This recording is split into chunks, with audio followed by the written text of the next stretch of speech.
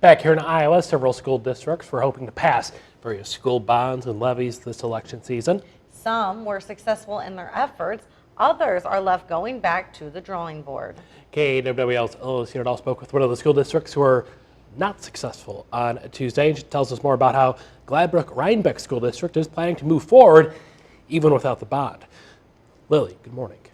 Good morning to you both. Superintendent Caleb Bonger says 50% of voters were in favor of the school district's most recent bond vote, which would have funded a new classroom in the elementary school, as well as replace an outdated portion of the secondary school building. However, that number came short of the 60% approval needed to pass that bond. Despite the setback, the district officials are looking at new ways to move forward.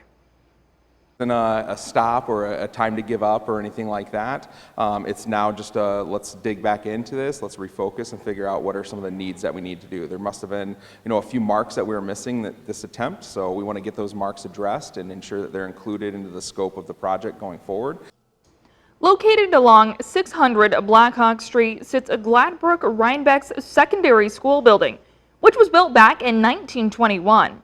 While the district has made some additions to the building over the years, a majority of classrooms have original bones and have not been updated. This means there's no temperature control and many of the classrooms are not ADA compliant. The district has also cited recent issues with increasing CO2 levels and problematic roof leaks, which have caused damage to many of the school's restrooms. Superintendent Bonger says the rejection of the $15 million referendum bond is unfortunate and adds that district efforts to pass the referendum go far beyond money and community bias.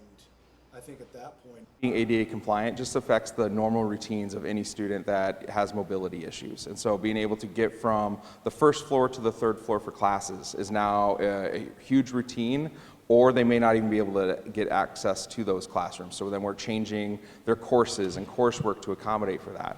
When it comes to heating and cooling, it definitely creates some environments that are not so fun to be learning in. Along with that, ventilation becomes an issue as well. And so when we did our CO2 testing, we realized that a lot of our classrooms have poor air circulation. That just creates another atmosphere where it's difficult to focus, difficult to learn. We want them in the classrooms, learning as much as possible. The district plans to have the referendum back on the ballot November of 2025. They hope that with more community input, they will be able to pass that bond. If passed next year, the entire project would take approximately 10 years to complete. 77% of Grundy County, which covers Rhinebeck, and 21% of Tama County, covering Gladbrook, voted in favor of the bond.